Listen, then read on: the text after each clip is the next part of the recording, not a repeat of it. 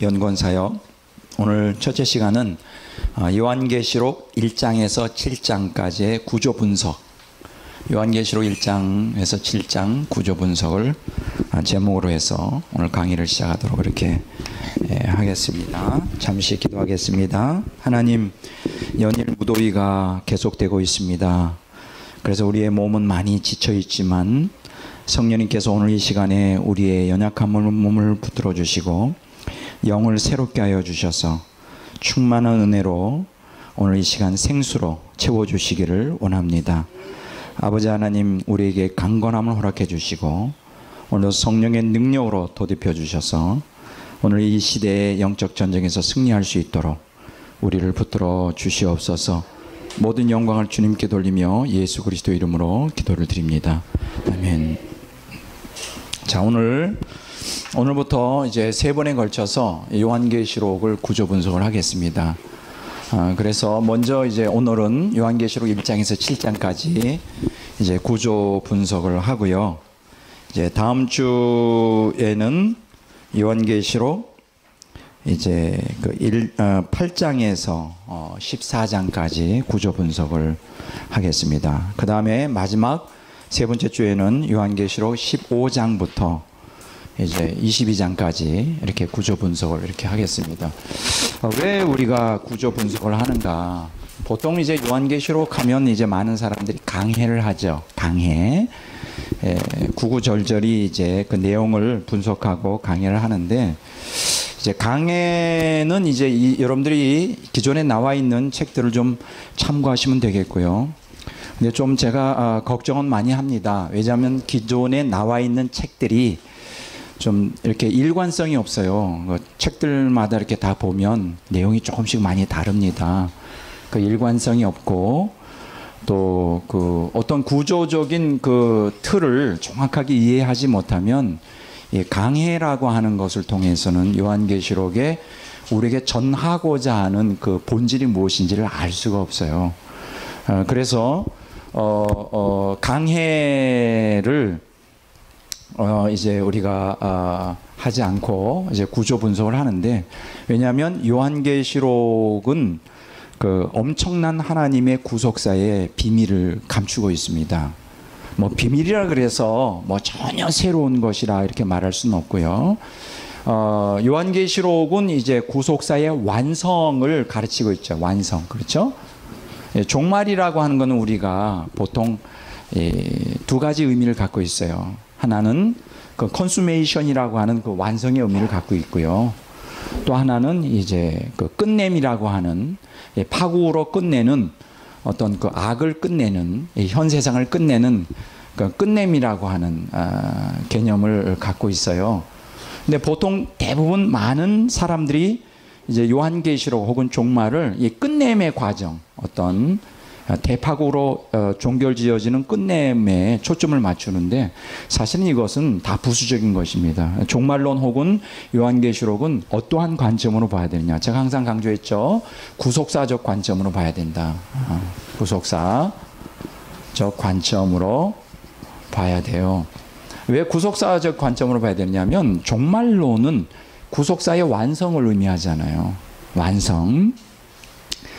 특히 요한계시록은 그 구속사가 이제 창세기부터 시작해서 요한계시록까지 끝나는데, 요한계시록은 이제 구속사의 그 절정을 말해주고 있죠. 그래서 여러분들이 요한계시록을 잘만 공부하면,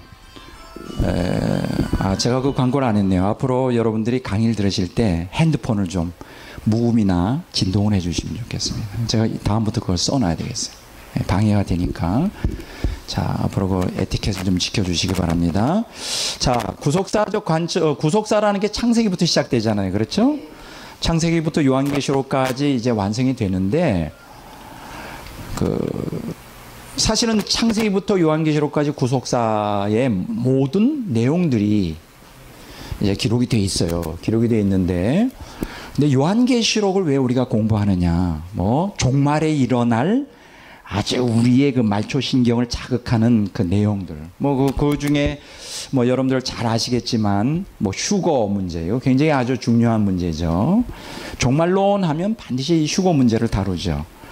뭐 또 한 가지는 뭐 우리가 아마게돈 전쟁, 굉장히 그 아마게돈 전쟁에 대하여도 많이 다룹니다. 근데 사실은 종말론의 초점은 휴거도 아니고 아마게돈도 아니에요. 사실은요. 종말론의 초점은 구속사입니다. 구속사가 어떻게 완성이 되느냐 하는 거예요. 그런데 여기서 왜 우리가 요한계시록을 유독 이제 구조 분석을 통하여 공부를 해야 되느냐 하면, 물론 창세기부터 요한계시록 이전까지도 이 구속사의 하나님의 그 방법론이 자세히 나와 있어요. 자세히 나와 있는데 요한계시록에는 아주 그 구체적으로 나와 있습니다. 왜 구체적으로 나와 있느냐? 여러분, 구속사가 어떻게 되어 있느냐 하면, 사실 구속사라고 하는 것은 그 우리가 3차원의 세계, 그렇죠? 물질계죠. 3차원의 세계와 4차원의 세계에서 같이 이루어지잖아요. 사실은 그 구속사가 이제 완성되어 그 열매를 얻게 되는 것은 이제 결국은 천국으로 추수가 되잖아요. 그렇죠? 천국이 이제 우리가 3차원과 대비되는 뭐 4차원 이상의 세계죠. 그런데 사실은 천국이 보이는 그 장소적 천국, 그걸 우리가 영원한 천국 혹은 장소적 천국이라고 말을 하는데, 이 장소적 천국은 영적 천국이라고 하는 지상에 보이지 않는 하나님 나라라고 하는 천국, 그게 3차원의 물질 세계에서 진행이 된단 말이에요.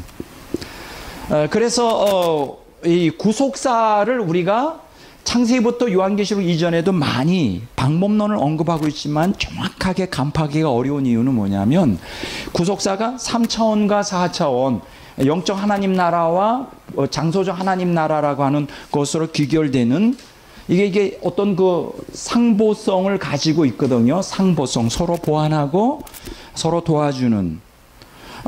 그런데 이제 창세기부터, 물론 요한계시록 이전까지도 3차원 얘기 많이 하지만은 요한계시록만큼 3차원과 4차원을 적나라하게 보여줍니다.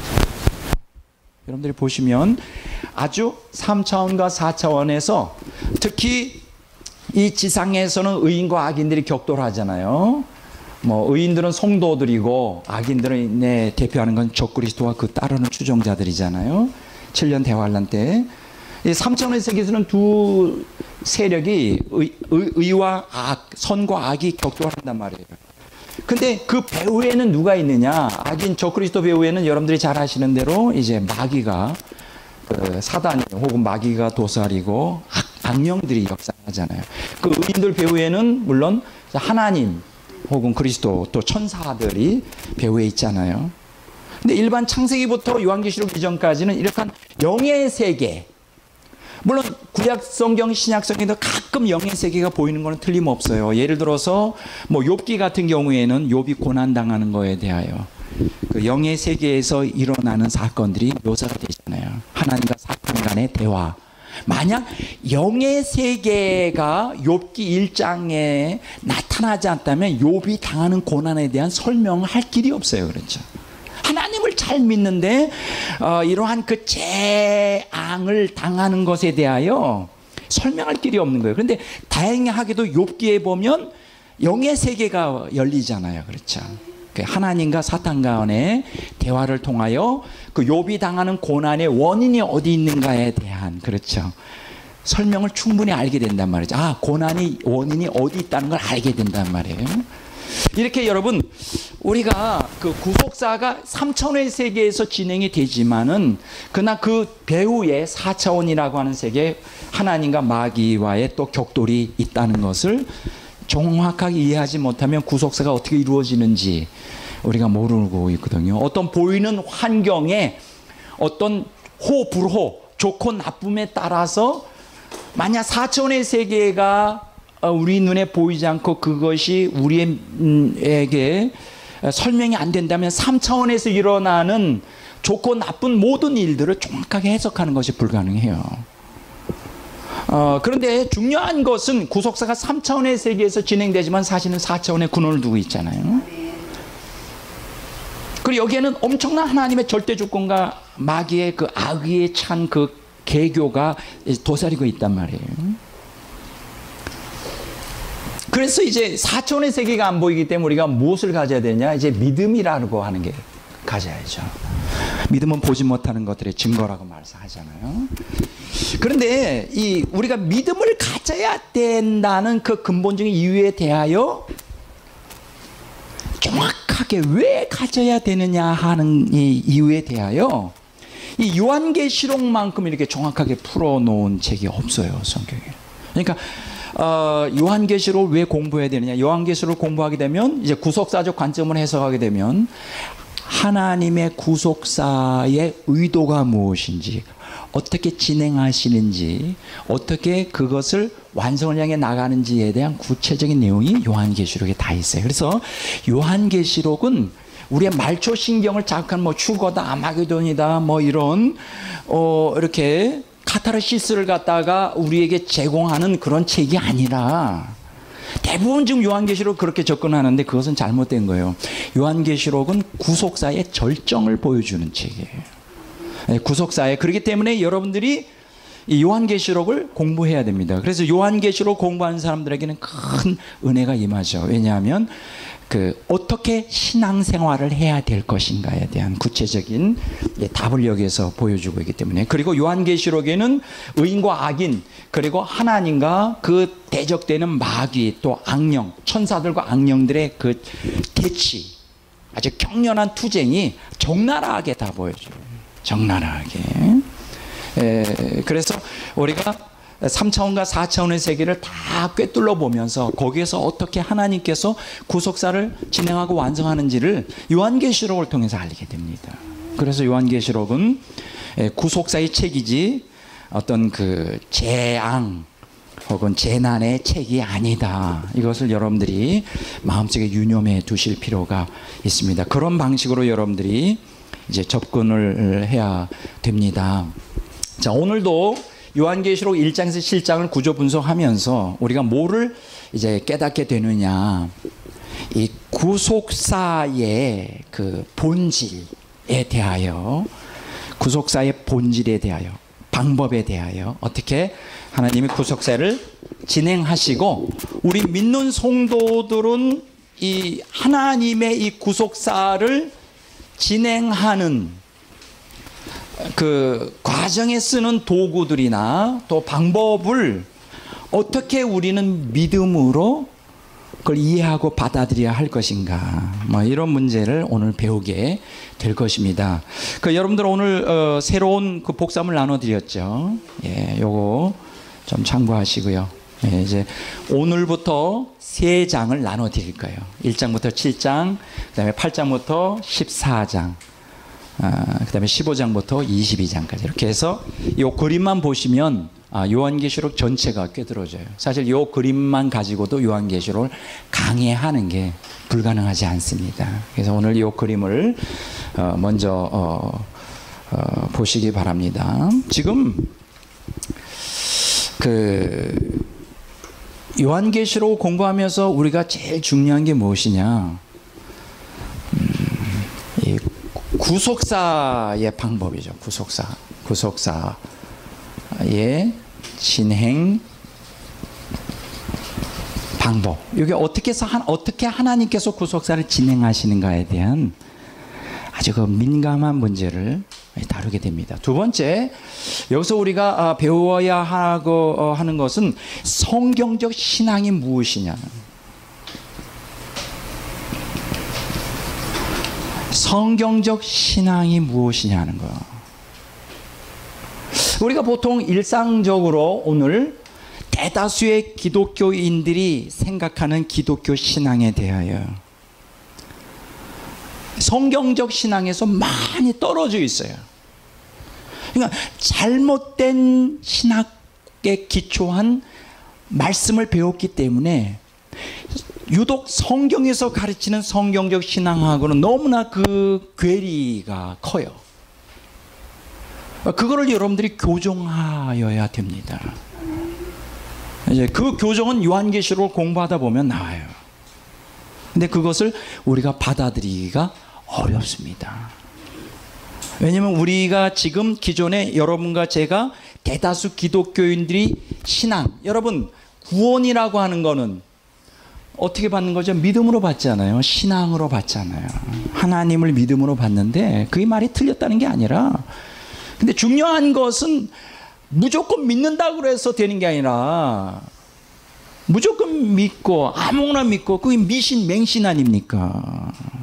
무조건 믿고 아무거나 믿는다고 그게 신앙이 아니라 제대로 믿어야죠. 성경의 구속사의 관점, 구속사를 하나님이 진행하시는 방법이 있는데 거기에 맞춰서 신앙생활 해야죠. 이게 바로 성경적 신앙 아닙니까?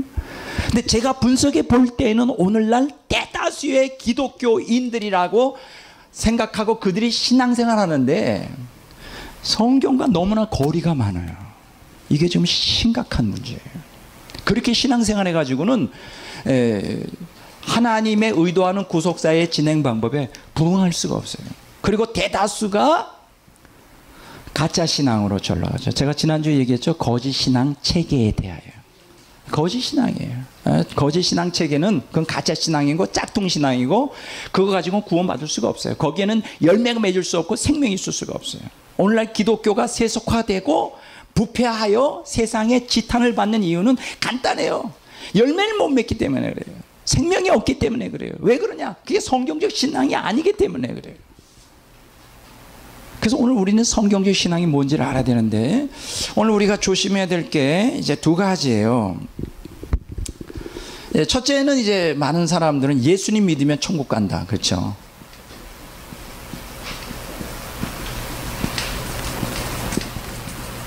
뭐 이 틀린 말이 아니죠. 예수님 믿으면 천국 갑니다. 예수님 믿으면 천국 가요. 그런데 중요한 것은 여기에서 믿음의 내용이 뭐냐예요. 여기서 천국 가는, 예수님 믿어 천국 가는 그 믿음이 내용이 뭐냐가 좀 굉장히 검증해 봐야 될 애매모호한 신앙이에요. 믿음. 다른 말로 말하면 내가 볼 때는 가짜 신앙이라. 가짜 믿음. 왜 가짜 믿음이냐? 성경에서 요구하는 성경적 신앙의 핵심은 뭐냐? 이 믿음이 순종을 요구해요. 순종. 그래서 이걸 갖다 우리가 뭐라 그러느냐? 순종하는 신앙, 순종하는 믿음. 오늘 현대 기독교인들에게 지금 절실한 게 뭐냐면 하나님의 뜻, 하나님의 말씀, 하나님께 순종하는 것이 결여되어 있다. 하나님께 순종하지 않는 믿음은 그건 가짜 믿음이에요. 거짓 신앙 체계. 그것을 오늘 이 시간 여러분들은 요한계시록 1장 7장을 통해서 배우게 될 것입니다. 하나님의 말씀에 순종하는 것이 얼마나 우리가 예수님 믿어 천국 가는 믿음의 본질인지를 알게 돼요. 이게 지금 오늘 현대 기독교인이 결여되어 있어요. 정말 우리 기독교인들이 하나님의 말씀에 철저히 순종하는 삶을 살고 있다면 이렇게 타락할 수가 없어요. 기독교가 이렇게 생명력이 없을 수가 없어요. 그런데 지금 순종하지 않아요. 두 번째, 잘못된 우리 그 신앙의 개념이 뭐냐? 예수님 믿으면 형통하다는 거예요.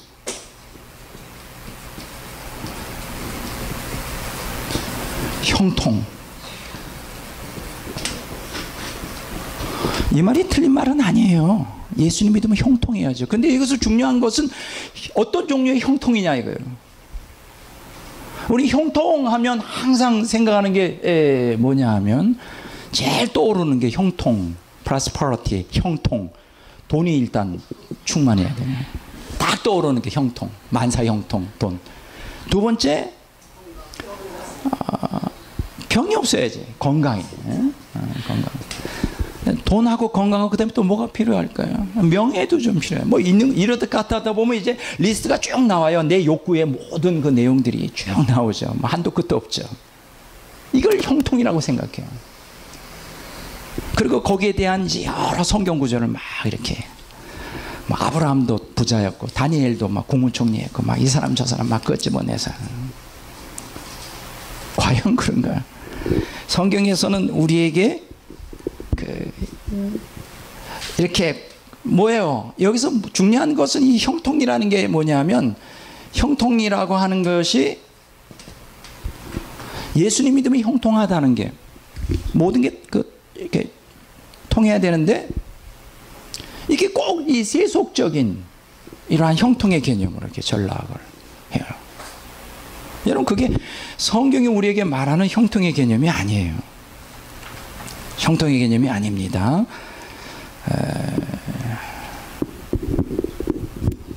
그럼 여기에 뭐가 결여되어 있을까요? 지금 우리가 예수 믿으면 천국 간다는데 믿음에 우리가 오늘 뭐가 결여되어 있어요? 순종하는 신앙이 결여되어 있어요. 여기서 형통의 밑에 뭐가 깔려 있을까요? 고난받는 신앙, 고난받는 신앙이 결여되어 있어요.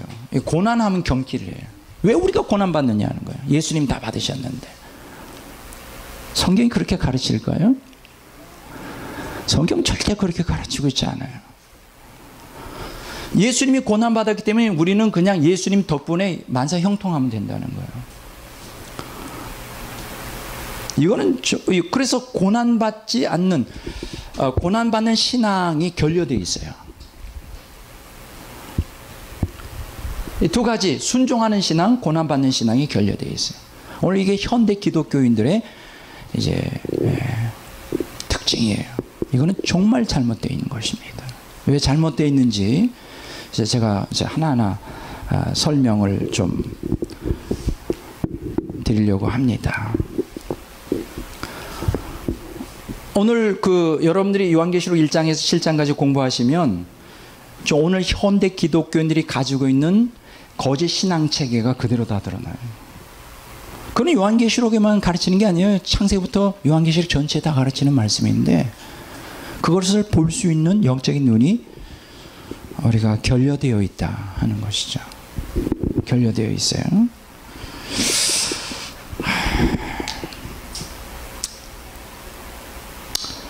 여러분들 그럼 여기서 지금 우리가 여기 1번과 2번의 공통점이 뭐죠? 믿음이죠. 그죠? 네, 믿음으로 구원받고 천국 가고, 믿으면 형통하다. 도대체 그러면 성경에서 말하는 믿음이 뭘까요? 여러분, 성경에서 믿음장 하면 몇 장인지 아시죠? 히브리서 11장. 아유, 잘 아시죠? 히브리서 11장은 우리가 보통 이제 믿음장이라 그래요. 근데 우리는 그렇게 히브리서 11장은 그냥 믿음장 이렇게 얘기하고 그냥 믿으면 된다. 예수님 믿으면 그냥 그렇게 얘기하는데, 믿음의 본질이 무엇인지에 대해서 히브리서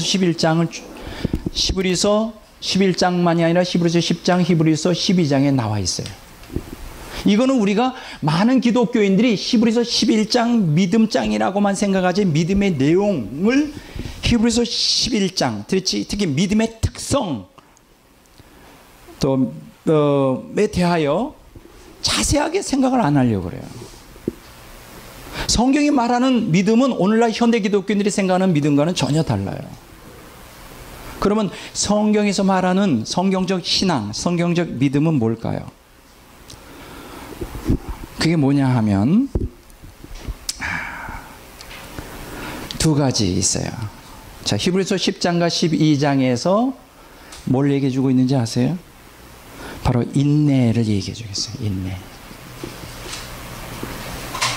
인내. 히브리서 10장 보면 10장 36절에 보면 너희에게 인내가 필요하면 너희가 하나님의 뜻을 행한 후에 약속하신 것을 받기 위함이다. 네. 또 히브리서 12장 1절에서 4절에 보면 똑같은 인내를 얘기해 주고 있어요. 히브리서 12장 1절에서 4절에도 보면 또 인내를 해야 된다고 얘기를 하고 있어요. 인내. 이게 믿음의 특성이에요. 여러분, 히브리서 11장은 믿음에 대하여 얘기하는데 그 믿음의 특성이 뭘까요? 인내하는 믿음이에요. 그럼 왜 인내가 필요할까요? 왜 인내하죠? 고난이 있기 때문에 인내하는 거예요. 그렇죠? 고난이 있기 때문에. 여러분, 예수님을 믿으면 반드시 뭐가 오는지 아세요? 고난이 와요. 그게 물론 환경적인 것만이 고난이 아니라, 왜냐하면 예수님을 따라가려고 하면, 여기서 예수님 믿는다는 건 예수님을 따라간다는 거예요. 예수님의 제자의 삶을 살아간다는 거예요. 그러면 살지 못하도록 세상과 마귀와 옛사람이 난동을 피우죠.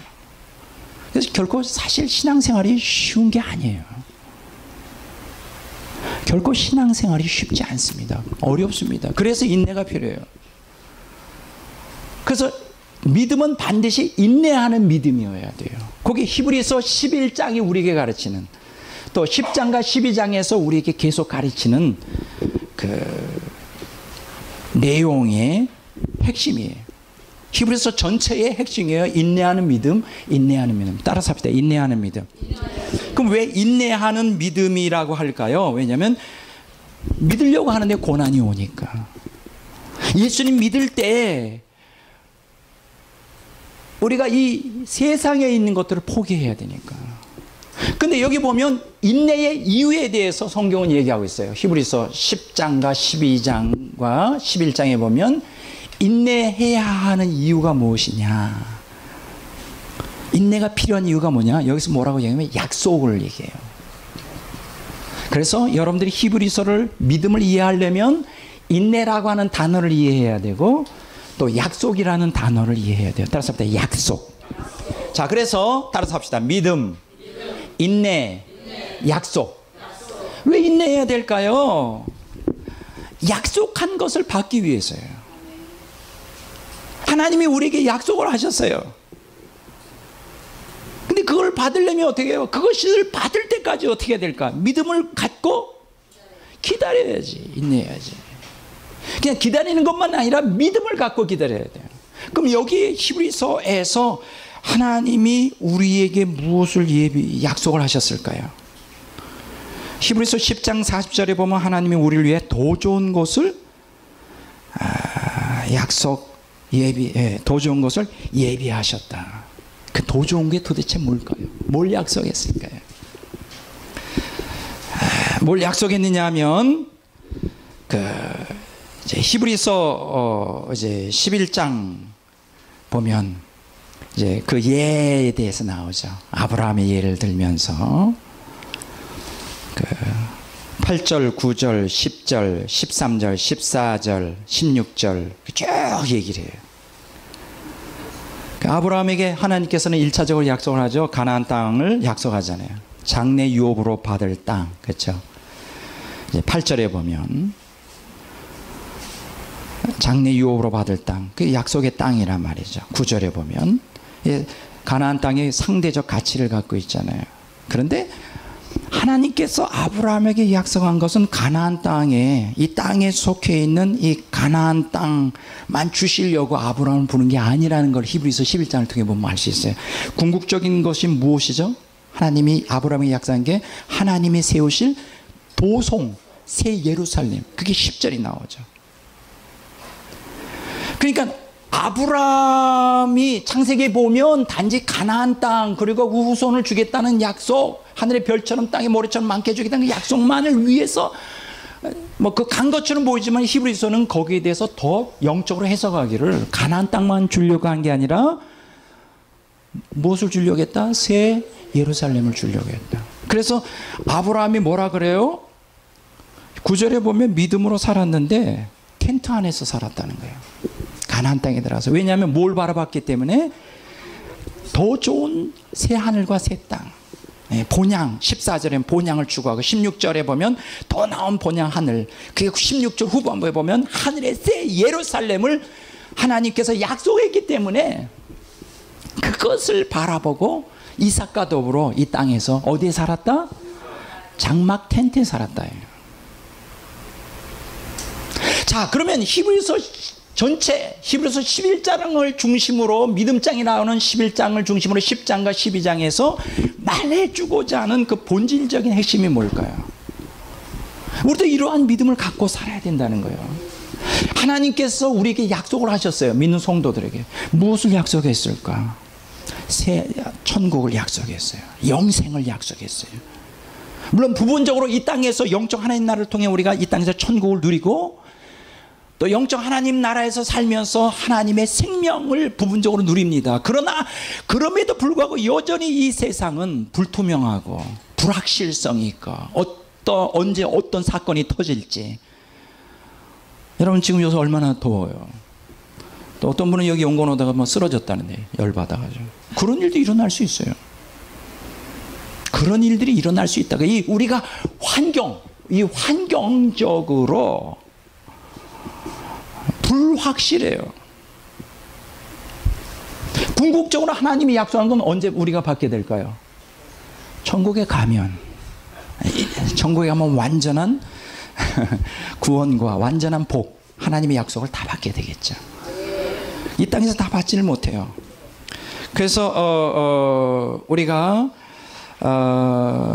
히브리서 11장 39절 40절에 보면 이 사람들은 다 믿음으로 말미암아 다 증거를 받았으나 약속된 것을 이 땅에서는 받지 못했다.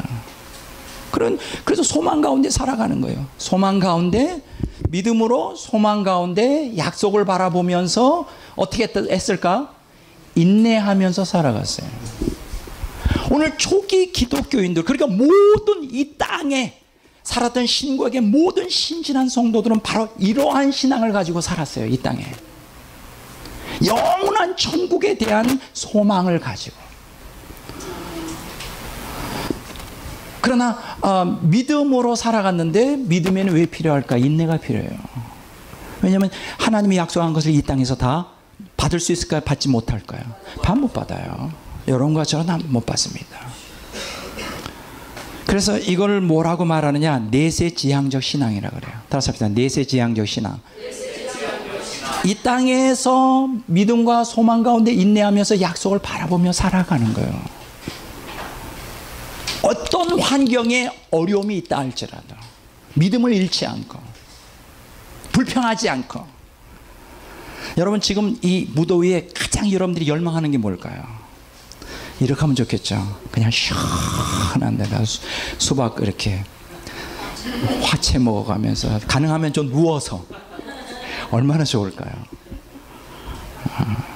그래요. 참 제가 굉장히 미안한 마음을 갖고 있어요. 이렇게 무더위에 바닷가에서 이렇게 좀 비치에서 하면 얼마나 좋을까. 근데 뭐 그런 환경이 안 되죠. 다 알고 있습니다. 하나님도 알고 있고 저도 알고 있고 얼마나 환경이 어려운지. 사실은 여러분 이렇게 생각합시다. 지금 우리보다 더 신앙을 지키기 위하여 고난당하고 어려움을 당했던 많은 무수한 신앙인이 있다는 거 히브리서 11장에 나오잖아요. 히브리서 11장 후반부에 보면 신앙을 지키기 위하여 무수히 고난 가운데서도 끝까지 인내하면서 소망, 약속 붙들고 소망 가운데 살았다는 거. 오늘 제가 책 한 권 가지고 나왔는데 뭐 옛날에도 가지고 나온 책이에요. 나를 움직이는 소명이라고 하는 책인데, 요게 이제 뭐 공산 국가, 뭐 이슬람 국가에서 예수님에 대한 신앙을 지키기 위하여 얼마나 많은 고난을 인내로서 극복하고 승리했나. 참 이런 책들 읽어보면 힘이 납니다. 굉장히 격려가 돼요. 이 소명이라는 책, 참 여러분들이 좀 꼭 읽어봤으면 좋겠다. 이게 바로 성경적 신앙이에요. 이게 바로 성경적 신앙이라고. 이 성경적 신앙은 히브리서 11장을 중심으로 10장, 12장의 특성을 말해주고 있어요. 근데 오늘날 포스트 모던 시대의 기독교인들의 신앙의 특성을 보면 어떻게 생각하느냐? 현세지향적 신앙으로 변질돼 버리고 말았어요. 다시 합니다. 현세지향적 신앙. 그러면 현세지향, 그러니까 예수님을 믿어서 죽어서 천국 간다, 이 개념을 갖고 있지만 천국 가는 것보다 더 관심을 많이 갖고 있는 게 예수님 믿으면 이 땅에서 형통해야 된다는 거예요. 기도하여 내가 원하는 것을 얻어야 된다는 거예요. 그래서 이걸 우리가 뭐라고 말하느냐? 오늘 현대 기독교인의 특징은 물질 중심적 가치관을 갖고 있어요. 과거에 성경적 신앙을 갖고 있었던 사람은 영혼 중심적 가치관을 갖고 있어요. 영혼이 이 땅에서 거룩하게 보존하여 천국에 들어가는 그 약속을 받는 것에 대한 기대감을 갖고 있었어요. 그래서 이 사람들은 하나님의 약속을 소망하는 가운데 천국에서 비로소 모두 성취할 수 있다고 믿는 확고한 믿음 가운데 그들이 처한 환경 속에서의 조그만 어려움이나 고난의 고통을 다 믿음으로 극복해 나갔어요. 즐거움으로. 이 약속이 너무나 강하기 때문에 그것을 확고하게 믿음으로 그 약속을 보고 있기 때문에. 근데 오늘날 현대인들은 현세지향적 신앙 때문에 물질중심적 가치관 때문에 하나님의 약속을 이 땅에서 모두 다 성취할 수 있다고 믿는 신앙이에요. 이 땅에서 다 받아야 돼. 이 땅에서 다 잘 돼야 돼. 예수 믿어서. 근데 그것은 성경적 신앙이 아니에요. 오늘 이 시간에 우리가 성경적 신앙이 무엇인지에 대하여 다시 한번 오늘 지금부터 강의를 요한계시록 1장에서 7장까지 보면서 이제 좀 깊이 생각하고 여러분과 저 자신이 좀 성경적 신앙으로 투철하게 무장하는 시간이 됐으면 해서 오늘 서론 부분을 좀 길게 했어요. 자, 지금부터 여러분들이 가지고 있는 교재를 먼저 참고해 주시고요. 교재. 자, 교재를 먼저 보시기 바랍니다. 여러분들이 가지고 있는 교재, 보통 세대주의 신학자들은 일곱인, 일곱 나팔, 일곱 대접을 연속적으로 일어나는 별개의 사건으로 해석을 해요. 3대 7중 재앙이라고 이렇게 말하는데, 따라서 합시다. 3대 7중 재앙. 일곱인, 일곱 나팔, 일곱 대접. 이거 다 심판이라고. 일곱인 심판, 일곱 나팔 심판, 일곱 대접 심판 이렇게 말하는데, 이것은 이제 성경적이 아니라고 제가 말씀을 드렸어요. 자, 그러면 어떻게 우리가 해석을 하는 게 가장 좋을까? 서론, 본론, 결론으로 이렇게 정리하는 것이 좋다. 서론은 요한계시록 1장 1절에서 8절, 본론은 요한계시록 1장 9절에서 22장 55절까지, 결론은 22장 6절에서 21절 이렇게 해서 서론, 본론, 결론으로 이렇게 해석하는 것이 올바르다. 여러분들에게 말씀드렸어요. 자, 그러면 오늘 이 시간에 먼저 이제 서론에 속하는 1장 1절에서 8절을 먼저 보도록 하겠습니다. 요한계시록의 서론. 요 1절에서 8절에 보면 계시록 전체의 도입부지만은 계시록을 통하여 우리에게 하시고자 하는 가장 중요한 핵심을 이 구절에 다 얘기해 주고 있어요. 1절에서 8절. 근데 여기서 1절에서 8절을 이제 두 구분할 수 있다고 제가 말씀드렸죠. 자, 1장, 자, 보세요. 1장 1절에서 3절, 1장 4절에서 8절? 8절 맞죠? 이제 8절까지 얘기하는데 그 제목을 붙인다면 종말에 성도들이 지켜야 할 하나님의 말씀. 종말에 성도들이 지켜야 할 하나님의 말씀에 대해서 얘기해 주겠습니다. 자, 한번 따라서 할까요? 중요하니까. 종말에 성도들이 지켜야 할 하나님의 말씀. 그게 요한계시록 1장 1절에서 3절에 나와요. 그 다음에 그것에 상응하는 구절이 이제 4절부터 8절까지 나오는데, 종말에 성도들이 알아야 할 하나님의 속성. 종말에 성도들이 알아야 할 하나님의 속성. 이 두 가지가 나와요. 자, 따라서 합시다. 종말에 성도들이 알아야 할 하나님의 속성. 여러분, 이 두 가지를 딱 보세요. 제가 오늘 더우니까 좀 쉽고 재미있게 하려고 해요. 최선을 다해 보겠습니다. 너무 이렇게 지루하지 않게 하려고 하는데, 이렇게 두 가지를 여기 보세요. 칠판을 보세요. 1절에서 3절에 보면 종말에 성도들이 지켜야 될 하나님의 말씀. 하나님의 말씀이 이제 여기에 딱 부각이 되죠. 자, 4절에서 8절에 보면 종말에 성도들이 알아야 할 하나님의 속성. 이 두 가지가 지금 이렇게 세트 메뉴로 같이 상응하는 구절인데, 뭘 말해 주려고 하는 것일까요?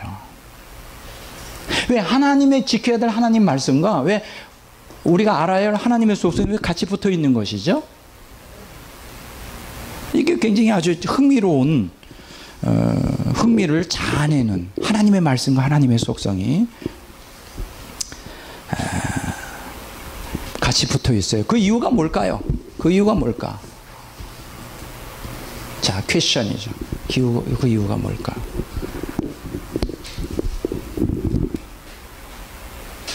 종말에 성도들이 지켜야 될 하나님의 말씀. 종말의 성도들이 알아야 할 하나님의 속성. 왜 이게 같이 붙어 있는 것일까요? 요거는 여러분 요 1장 1절에서 8절까지 요 두 가지 상황은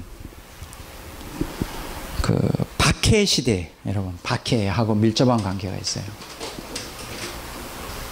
박해. 여러분들이 하나님의 말씀과 하나님의 속성에 대한 확고한 믿음이 필요하다는 거예요. 그 이유는 뭐냐? 도미티안 황제 박해 때 이 계시록이 쓰여져 있잖아요. 또 그때 성도만이 아니라 7년 대환란을 통과하는 성도들에게도 이 두 가지 믿음을 갖는 두 가지를 정확하게 아는 것이 중요하죠. 왜냐하면 순교할 것인가 배교할 것인가 양자택일 해야 될 극한 상황 가운데서 하나님 말씀과 하나님의 속성은 성도들의 믿음을 지탱해 주는 지주 역할을 하죠. 그래서 이 두 가지가 필요해요. 오늘 이거는 오늘 우리 그리스도인들에게도 절대적으로 필요해요. 자, 그러니까 종말의 성도들이 지켜야 될 하나님의 말씀, 종말의 성도들이 알아야 될 하나님의 속성은 믿음의 가장 그 기본적인 요소예요. 우리가 이렇게 생각하기 쉽잖아요. 예수님 믿는다는 건 예수님 그냥 믿으면 된다. 도대체 예수님 믿는 게 뭐죠? 뭐 이렇게 보통 얘기하잖아요. 예수님 나를 위해 십자가 죽으셨다. 그래서 나는 그분이 속죄 은총을 믿어서 구원받는다. 그게 틀린 말이 아니죠. 근데 그게 전부인가요? 오늘 이게 문제예요. 그 믿음이 예수님의 속죄의 은총을 믿는다. 그게 틀린 말은 아닌데 그게 뭐가 아주 결정적으로 결여되어 있느냐. 믿음이라는 게 도대체 무엇일까? 믿음이라는 것은 무엇일까? 예수님 존재를 믿는데 무엇에 항상 믿음이 근거되어야 되느냐? 말씀에 근거를 둬야 돼요. 그러니까 예수님을 믿는 것은 예수님이 명령한 말씀에 순종하는 것과 동일한 거예요. 근데 오늘날 현대 기독교인들이 크게 문제가 되는 게 뭐냐? 예수님을 믿는다고 하면서 예수님이 명령하는 말씀에 순종하지 않아요. 분리시켜요. 그 예수님 믿는 것과 예수님 말씀에 순종하는 것은 별개의 것인 양 분리해요. 이게 지금 심각한 문제예요. 누가복음 6장 한번 보겠습니다.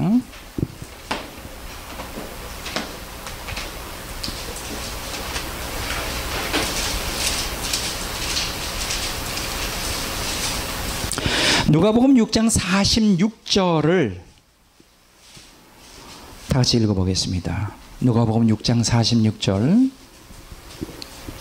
찾으셨죠? 너희는 나를 불러 주여 주여 하면서도 어찌하여 내가 말하는 것을 행하지 아니하느냐. 아주 중요한 구절이죠. 너희는 나를 주여 주여, 이거 믿는 거잖아요. 주님 주님 믿는 겁니다. 예수님을 믿는 사람들의 공통적인 게 뭐예요? 주님 주님 해요. 예수님을 주님이라고 믿죠. 근데 여기서 중요한 얘기 있어요. 나를 불러 주여 주여 하면서도 어찌하여 내가 말하는 것을 행하지 아니하느냐. 그러니까 이 얘기는 뭐냐? 주여 주여 하면서 내가 말하는 걸 행하지 않는 건 그건 진짜 믿음이 아니라는 거예요. 마태복음 7장에도 말하잖아요. 나를 주여 주여 하는 자마다 다 천국에 들어갈 것이 아니요 내 아버지의 뜻대로 행하는 자가. 그럼 내 아버지의 뜻이 도대체 뭘까요? 말씀에 순종하는 거예요. 도대체 아버지의 뜻이 무엇일까요? 말씀에 순종하는 거예요. 그러니까 여러분 한번 보세요. 그 요한복음 12장 한번 보세요. 요한복음 12장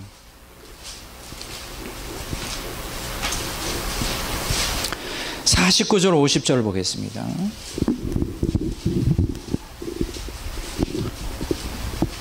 요한복음 12장 49절 50절을 다 같이 보겠습니다. 내가 내 자의로 말하는 것이 아니요 나를 보내신 아버지께서 내가 말하는 것과 이를 것을 친히 명령하여 주셨으니 나는 그의 명령이 영생인 줄 아노라. 그러므로 내가 이르는 것은 내 아버지께서 내게 말씀하신 그대로니라 했어요. 내가 지금 말하는 것은 내 말이 아니라 나를 보내신 아버지의 말씀이라는 거예요. 아버지께서 나에게 이르신 그대로 나는 말씀하고 있다.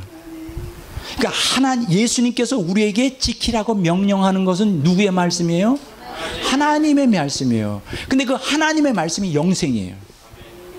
생명이에요. 그러니까 오늘 기독교인들이 주여 주여 다 예수님 믿는데 왜 생명이 없느냐? 간단해요. 말씀에 어떻게 한다고? 아까 순종하지 않아요. 예수님이 하신 말씀대로 순종하지 않아요. 그건 거짓 신앙 체계예요. 그건 짝퉁 신앙이에요. 이걸 잘 이해를 못 하더라고요. 내가 아무리 얘기하려고 해도 많은 기독교인들이 저보고 잘못했다는 거 이해를 못 해. 왜 순종하는 믿음이 그게 왜 주여 주여 하는 믿음하고 분리가 되어야 되는지 이게 하나로 되어야 되는지 잘 이해를 못 해요. 워낙 이 거짓 신앙 체제로 훈련을 그냥 수십 년 동안 받아와 가지고 여기 보세요. 아버지의 명령은 영생이에요. 근데 그 명령을 그대로 예수님이 우리에게 전했어요. 요한복음 14장 24절 한번 보겠습니다.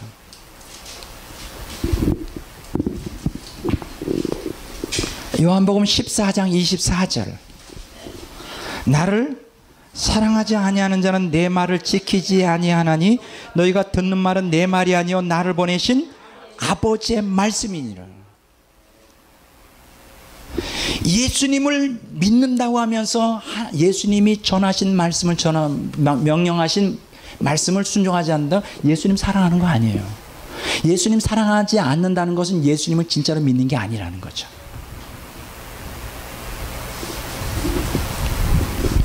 굉장히 중요한 얘기예요. 그러니까 오늘 여러분 보세요. 이 배교할 것이냐 신앙을 지키다가 순교할 것이냐는 이 막다른 골목 이런 그 상황에 처해 있을 때 무엇 때문에 우리가 순교하죠?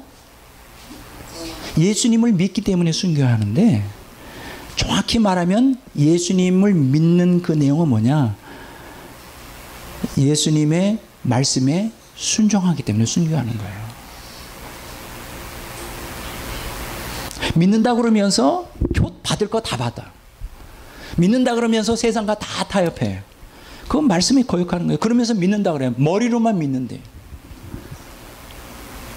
가짜 신앙이에요. 여러분 명심하십시오. 박해 가운데 우리가 순교할 거냐 배교할 거냐를 기준 삼는 것은 예수님 믿는 신앙인데 그 신앙의 본질이 뭐라고요?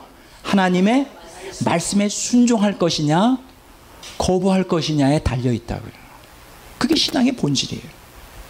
그러니까 여기서 중요한 건 하나님의 말씀이에요. 그래서 종말의 성도들이 지켜야 될 하나님 말씀. 왜 지켜야 될 하나님 말씀을 가르칠까요? 하나님 말씀이 우리의 신앙의 본질을 이루고 있다. 말씀 순종이에요. 그러니까 말씀에 순종하지 않는 건 그건 가짜 신앙이에요. 여러분 한번 보세요.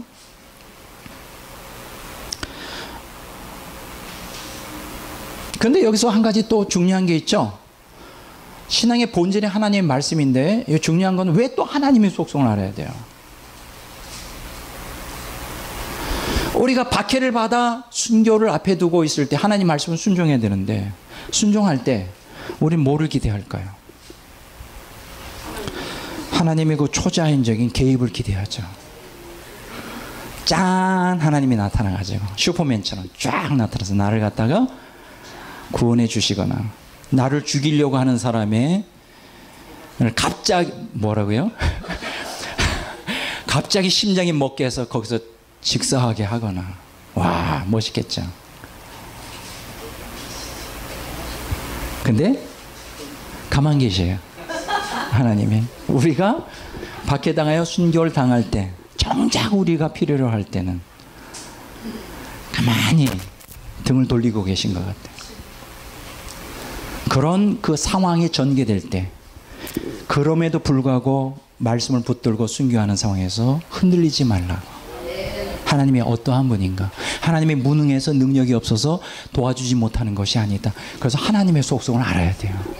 이 하나님 말씀과 하나님의 속성 같이 우리의 믿음의 기초를 이룹니다. 이해가 되세요?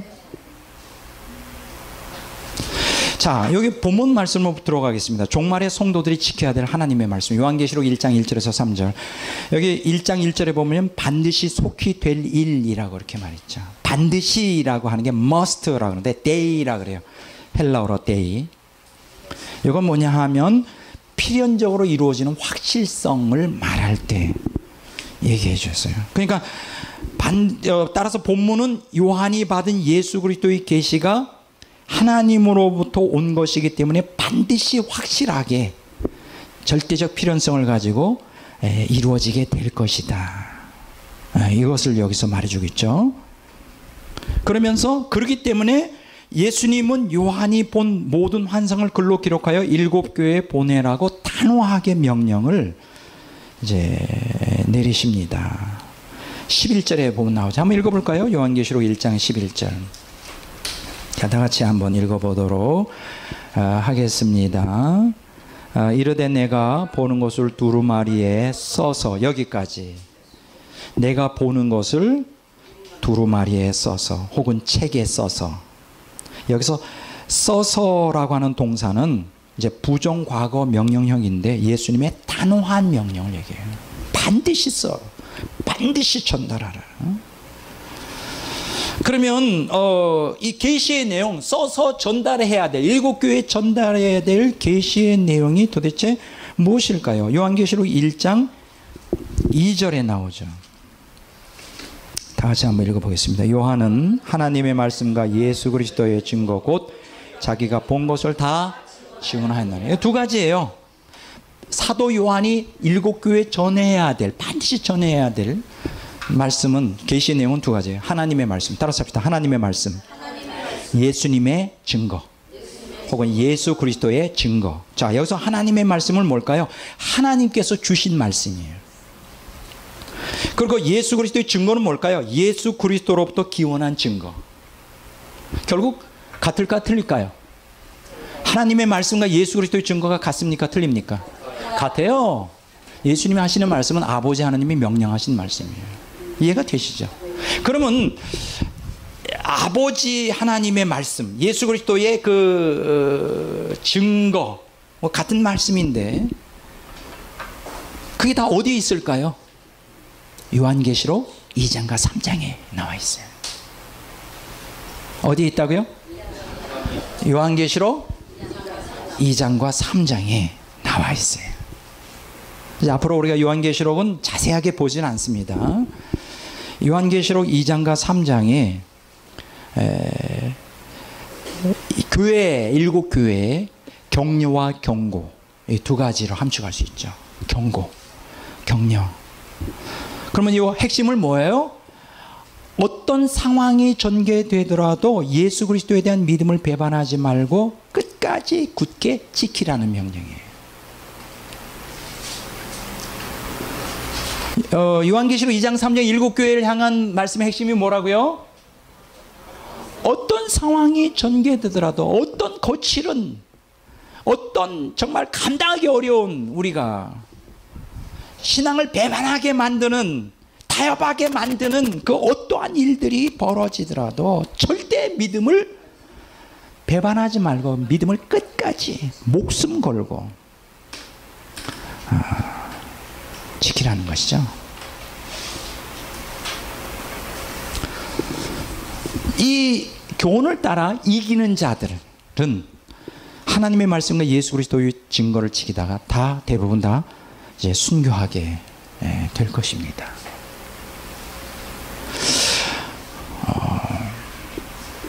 오늘 우리에게도 이러한 그 결연한 각오가 필요해요.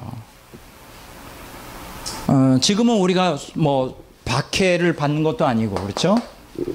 뭐 지금 당장 순교해야 되는 것도 아니라 할지라도 지금 이렇게 이러한 신앙 자세로 지금 우리가 지금 살고 있는 게 중요합니다. 이것은 어떤 그 특수한 그 박해 시대에 도미티안 황제나 7년 대환란 때 성도들에게만 명령되어지는 하나님의 말씀이 아니에요. 지금 모든 시대를 초월하여 마귀는 계속 기독교인들의 신앙을 흔들고 무너뜨리려고, 교회를 무너뜨리려고 획책하고 있어요. 이런 상태에서 우리가 어떻게 해야 되느냐? 하나님의 말씀을 지키려고 발버둥 쳐야 됩니다. 여러분, 믿는 성도들이 가장 먼저 해야 될 게 세상과 타협하지 않으려고 노력을 해야 돼요. 가장 그 취약한 게 뭐냐? 기독교인들에게 세상과 자꾸만 타협을 해요. 환경이 어려우니까. 참 어려워요. 우리 목숨 걸고 신앙생활 한다는 게 참 쉽지 않습니다. 환경을 자꾸만 타협하려고 그래. 세상과 자꾸만 세상 방법과 타협을 하려고 그래.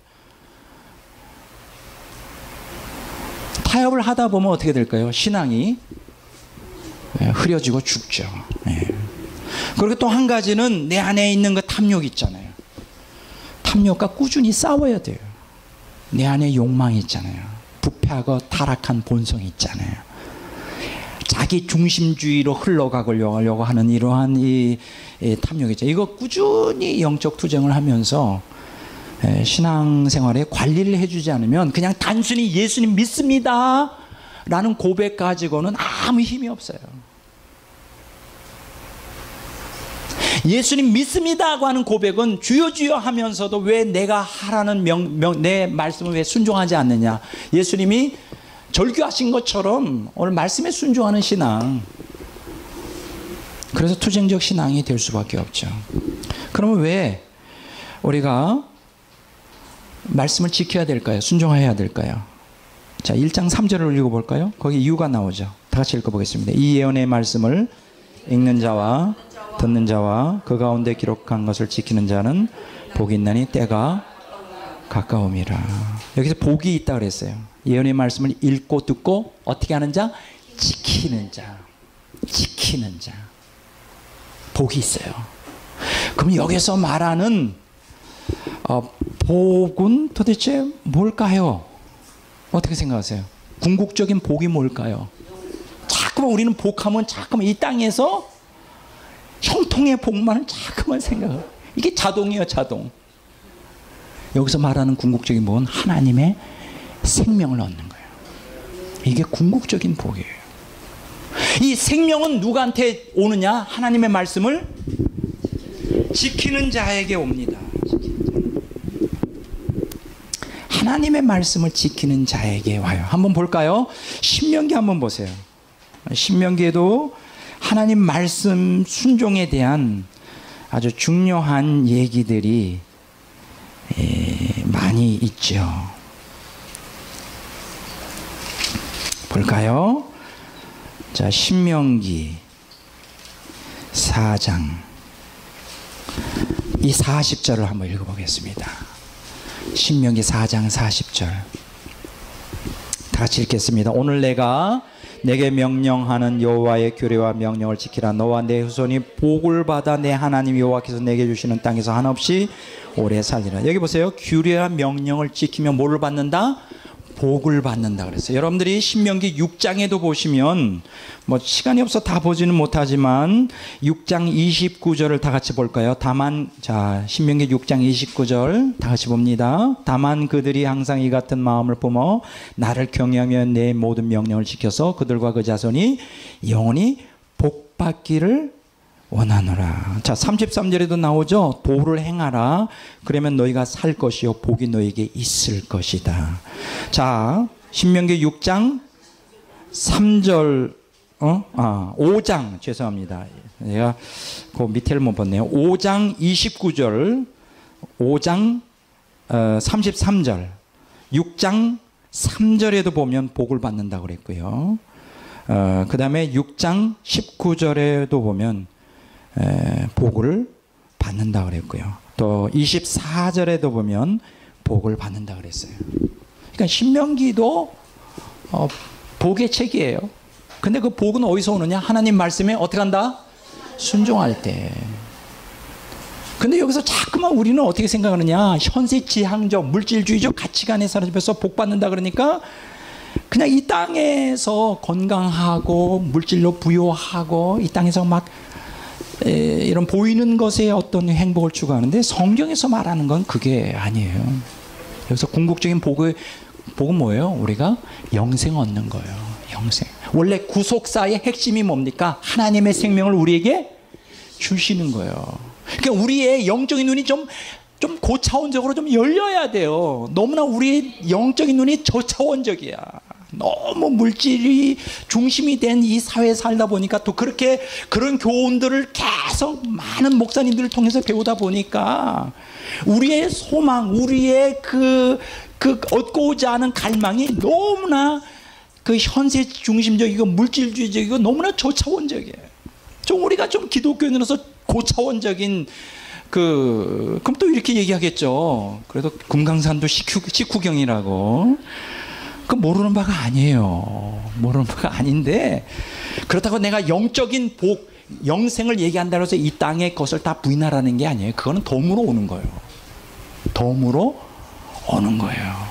그러니까 여러분들이 좀 그 초기 교회 성도들처럼 영원한 생명, 그거는 돈 주고도 살 수 없고, 그건 하나님만이 우리에게 주시는 이 엄청난 이 생명에 대하여 기독교인들이 모든 그들의 믿음의 모든 인생의 모든 것을 걸었거든요. 거기에 우리도 좀 걸면 안 될까요? 여러분, 불자들이, 이 수도승들이 얼마나 그들이 해탈하려고 인생의 모든 것을 다 포기하잖아요. 우리는 그들의 반만이라도 닮으면 벌써 그 대단한 신앙을 가질 거예요. 그들은 세상의 모든 것을 다 포기하잖아요. 차마고도라고 하는 그러한 그 티베트인들의 그 신앙도 보면 그들이 수천 킬로를 갖다가 그 마차를 끌고 가잖아요. 가서 그 부처 앞에서 그렇게 절하고 막 10만 배를 하고, 그게 뭐예요? 죽었다가 인간으로 태어나고 싶어요. 인간으로 태어나고 해탈하려고 하는 그 갈망 때문에 그렇잖아요. 오늘 기독교인들이 좀 새로워져야 되겠어요. 우리의 신앙이 성경적 신앙으로 아까 히브리서에 말한 것처럼 영생을 정말 소중히 여기고 하나님의 생명을, 그것을 우리가 성취하는데 우리의 온 그 신앙을, 좀 환경이 어렵더라도 온 신앙을 갖다가 거기다가 다 좀 올인을 해야 되지 않겠나. 이게 쉽지 않아요. 너무나 물질 중심적인 세상이다 보니까. 물질적인 것이 이상하게도 많이 누리면 누릴수록 더욱 욕구가 강해져. 오늘 저와 여러분들이 이 한국 사회에서 누리는 물질적인 풍요가 얼마나 대단한지 아십니까? 대단해요. 대단한데도 그걸 아무렇지도 않게 생각해. 지금 시원하잖아요. 어쨌든 에어컨도 돌아가잖아요. 시원하잖아요. 예. 선풍기도 돌아가잖아요. 선풍기 얘기하니까 아무도 감동을 안 받네. 이게 얼마나 대단한 건데. 지금 선풍기도 없는 사람들이 얼마나 많은데. 자, 여기 종말의 성도들이 알아야 될 하나님의 속성, 왜 우리가 알아야 될까요? 하나님 말씀 지키는 게 쉽지 않거든요. 너무나 쉽지 않아요. 또 신앙생활하는 게 쉽지 않거든요. 제가 좀 어떤 그 브로셔를 하나 가지고 나왔어요. 아주 재밌어가지고 전철 같은 데에서 이제 이런 걸 많이 였는데, 한 1년 전에, 뭐 1년 됐나 6개월 전에 이런 그 전철에 붙었어요. 단 한 번 200만 원으로 100억 만들기. 그러니까 쉽게 얘기하면 200만 원만 투자하면 100억을 만드는데 1개월 후에는 원금을 회수하고 2개월 후에는 500만 원씩 들어오고 3개월 후에는 1000만 원, 5개월 후에는 2000만 원. 그래서 100억을 달성한다는 거예요. 그러면서 여기서 부유층으로 가시겠습니까? 빈곤층으로 가시겠습니까? 선택하라는 거예요. 해피클럽, 석세스 클럽. 야, 200만 원 투자해가지고 100억을 만들 수 있다. 뭐 해볼만 하겠죠. 근데 그게 장사가 잘 안 되나 봐요.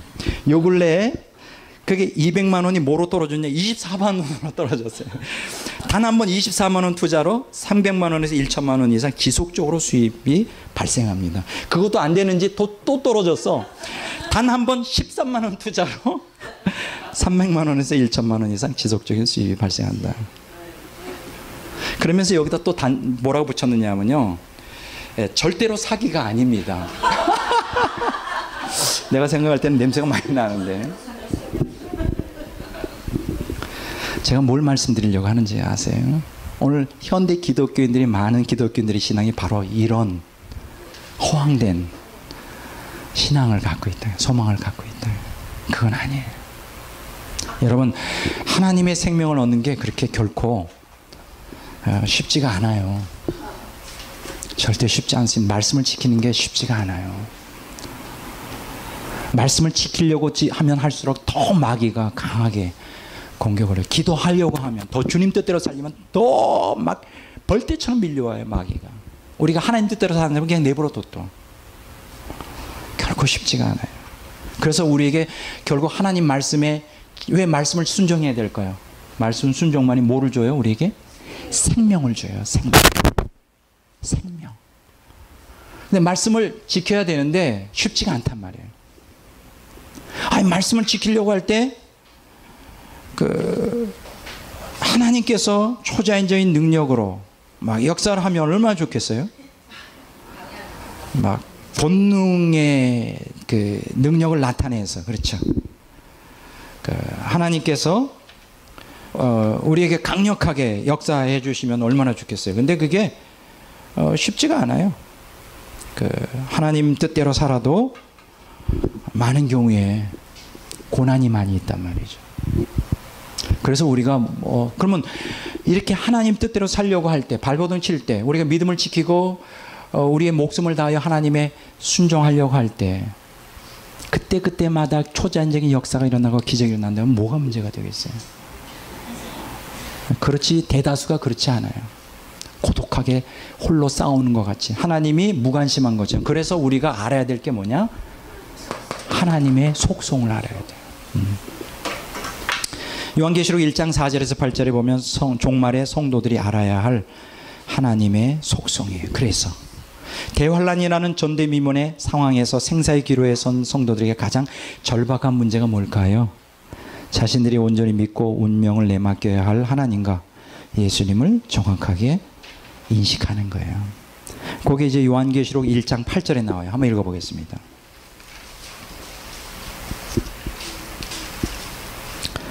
자, 요한계시록 1장 8절 다 같이 읽습니다. 주 하나님이 이르시되 나는 알파 오메가라, 이제도 있고 전에도 있고 장차 올 자요 전능한 자라. 자, 여기에 보면 하나님의 속성 세 가지 특성이 나와요. 여기 보면 첫째로 뭐냐면 지금도 계시고 전에도 계셨고 앞으로 오실리. 요게 요 패턴이 요한계시록 1장 8절에도 나오고요. 4장 8절 한번 읽어볼까요? 4장 8절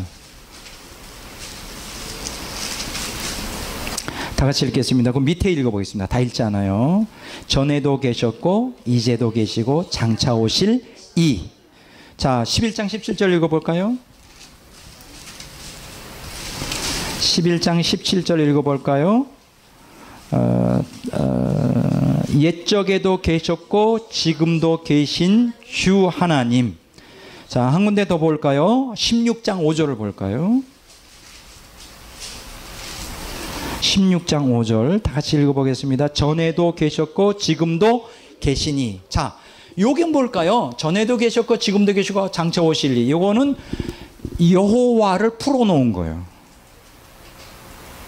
여호와라고 하는 하나님의 이름을 풀어놓으면 어떻게 되냐?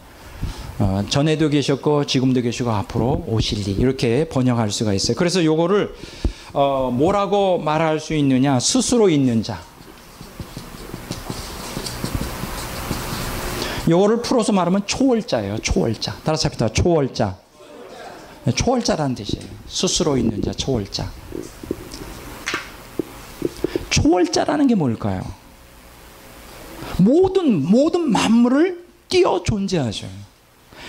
뛰어 존재하셔요. 만물을 뛰어넘어. 그러니까는 하나님은 이 우주에 예속되어 있지 않아요. 범죄 신론처럼 하나님이 이 우주하고 함께 운명을 같이 한다, 뭐 그런 뜻이 아니에요. 모든 만물을 뛰어넘어 계셔요. 그렇기 때문에 하나님은 초월자세요. 따라서 합시다. 초월자. 두 번째, 여기서 우리에게 가르쳐 주시는 건 뭐예요? 여기서 전능한 자라는 뜻이에요. 전능한 하나님. 전능한 하나님. 이거는 전능자죠. 초월자시기 때문에 불가능이 없어요. 모든 만물을 다 통치하시죠. 이 전능한 하나님이라고 하는 표현이 어디에 나오느냐면 굉장히 많이 나와요. 요한계시록에. 자, 한번 볼까요? 1장 8절을 아까 봤죠. 다 찾아보겠습니다. 여러분들에게 각인시키기 위하여. 4장 8절을 보겠습니다.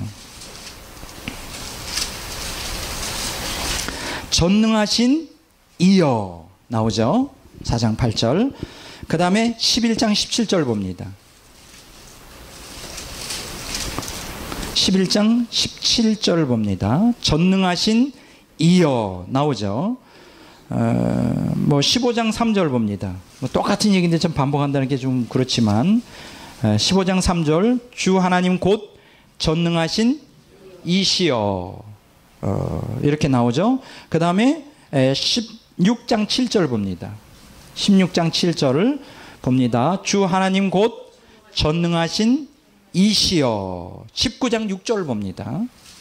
19장 6절 우리 하나님 곧 전능하신 이가 통치하시도다. 그 다음에 21장 22절 끝으로 봅니다. 21장 22절 끝으로 봅니다. 전능하신 이. 자, 이렇게 여러 군데에서 전능하신 이가 나와요. 자, 먼저 스스로 있는 자, 초월자시며 하나님은 전능자세요. 전능자라는 게 무슨 뜻이죠? 전능이 뭐죠? 불가능한 게 없죠. 모든 걸 다 할 수 있어요. 야. 그러니까 7년 대환란 가운데서 성도들이 말씀을 지키려고 또 그 가운데 인내하며 신앙을 끝까지 말씀을 순종하려고 할 때 하나님이 가만 계셔요. 잡혀서 감옥에 갇히는 걸 그냥 내버려 두시고 우리가 순교하는 거 그냥 당하도록 내버려 두세요. 그럼 악인들이 우리를 박해하도록 가만두시는 것은 하나님이 무능하기 때문이 아니에요. 전능하신 하나님. 여러분 기억하십시오. 여러분들이 신앙생활 하면서 때때로 절망적인 상황에 처하는 경우가 많아요. 그렇죠. 그게 물질적이든 건강이든 인간관계에서든 저와 여러분들은 이 땅에 살면서 순탄하게 정말 말 그대로 만사형통하며 아무 문제 없이 살아온 사람 아무도 없습니다. 예수님 믿고 때때로 막 초월적인 하나님의 기쁨, 성령의 강력한 임재를 자주자주 경험해도 우리는 환경적으로 여러 가지 어려움에 직면해요. 어떤 때는 답답한 일 당하고 어떤 때는 괴롭고 슬프고 어떻게 인간의 힘으로는 어떻게 할 수 없는 상황에 달해요. 그럼에도 불구하고 그러면 그럴 때 어떤 생각이 들죠? 하나님 좀 뭐하고 계신 거야? 내가 예수 믿는 게 이게 정말 잘하는 거야? 꼭 자꾸만 이런 생각이 들 수가 있어요. 그렇죠. 정말 하나님이 어떤 때는 무정하고 냉정하고 너무나 무능하게 보여요. 무관심하고. 그럼에도 불구하고 믿음을 잃지 마세요. 하나님은 전능하신 분이세요. 하나님이 전능하신 분이셔요. 이게 전능자. 여러분, 이 전능자라고 하는 이 단어가 이제 신구약 성경에 약 70번 정도 나와요. 엘샤다이, 전능자. 따라서부터 전능한 하나님. 자, 구약 성경에 60번 나오고요. 신약 성경에 10번 나오는데 구약 성경에 창세기에 6번 나오고요. 욥기에 33번이 나옵니다. 욥기가 무슨 책이에요? 고난의 책이잖아요. 근데 놀랍게도 구약 성경에 60번 나오는데 창세기에 6번 나오고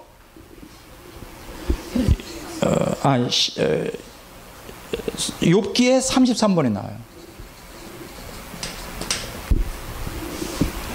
그리고 신약 성경에 10번 나오는데 계시록에 몇 번 나오느냐? 9번이 나와요. 뭔가 우리에게 시사해 주는 바가 있지 않아요? 창세기는 무슨 책입니까? 신앙의 시작을 알리는 책이에요. 그래서 언약을 세우시고 지키시는 하나님. 그리고 요 욥기는 뭘까요? 우리가 고난의 책인데 이거는 신앙의 과정이죠. 인간의 생사화복을 주장하시는 하나님. 요한계시록 9장은 뭘까? 아까 제가 설명했죠. 구속사의 완성을 말하잖아요. 신앙의 완성인데 구속사를 완성시키시는 하나님. 뭔가 의미가 있어요. 이 신구약 성경에 고난에 대하여 창세기에, 요한계시록에, 욥기에 집중적으로 나와 있어요. 전능하신 하나님이라는. 여러분들 기억하십시오. 여러분들이 고난 당할 때 하나님이 여러분들에게 무관심하다고 생각하지 마세요.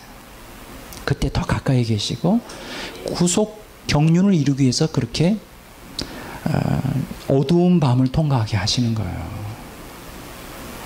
그 어두운 밤, 고난의 밤을 통과하게 하시면 때때로는 내 머리로 이해가 잘 안 돼. 짝짝짝짝 내 원하는 대로 풀어주면 내가 신앙생활 잘할 것 같은데 안 풀어주셔. 그냥 꼬인 상태로 내버려 두셔. 그냥 우리 눈에 내버려 두는 것 같이 보이지만 하나님은 계속 역사하고 있다는 거예요. 하나님의 궁극적인 목적이 뭘까요? 이 땅에서 우리가 형통하여 잘 먹고 잘 사는 게 목적이 아니에요. 하나님의 궁극적인 창조의, 원래 창조의 이유, 구속사의 목적은 뭐냐? 하나님의 생명을 내 영혼 안에 충만하게 채워지는데, 이 하나님의 생명은 자기 중심주의에서 하나님 중심주의로 변혁이 일어나지 않으면 죽었다 깨어나도 일어날 수가 없어요. 그건 은사가 아니에요. 그러니까 어떻게 해요? 내 자기 중심주의를 깨기 위하여 부단히 우리는 고난의 밤을 통과하지 않으면 안 돼요. 여러분, 고난을 억수로 겪어본 사람들은 성장을 하죠.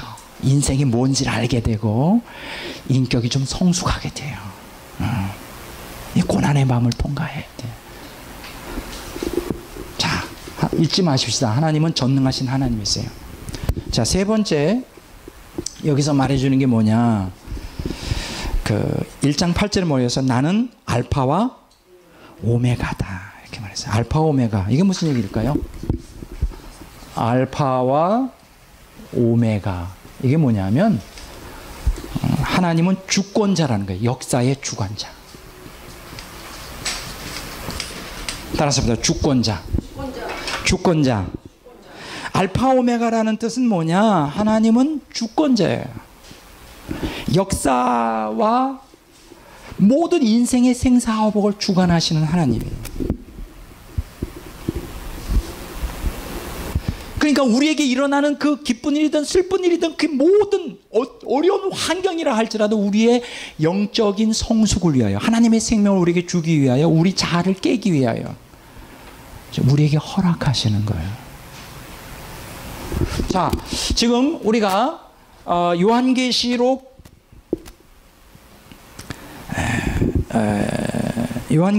몇 장이라 그랬죠? 요한계시록 1장 8절에서 세 가지 하나님의 속성을 배우게 되었어요. 뭐예요? 따라서 합시다. 초월자, 전능자, 주권자.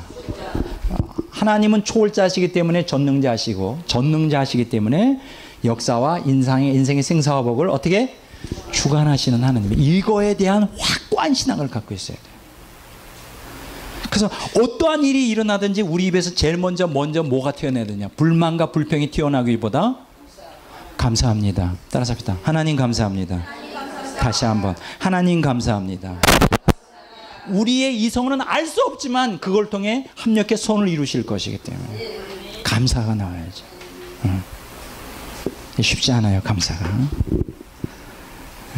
모든 게 형통할 때 감사는 참 쉬운데 하나님 망하게 해주셔서 감사합니다.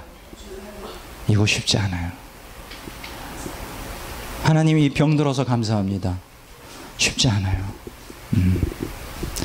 자, 그래서 우리가 지금 두 가지 종말의 성도들이 지켜야 할 하나님 말씀, 종말의 성도들이 알아야 할 하나님의 속성이 같이 맞물려 있다는 거예요. 이 두 가지가 이제 우리 신앙에 이제 같이 연결되어 있어야 합니다.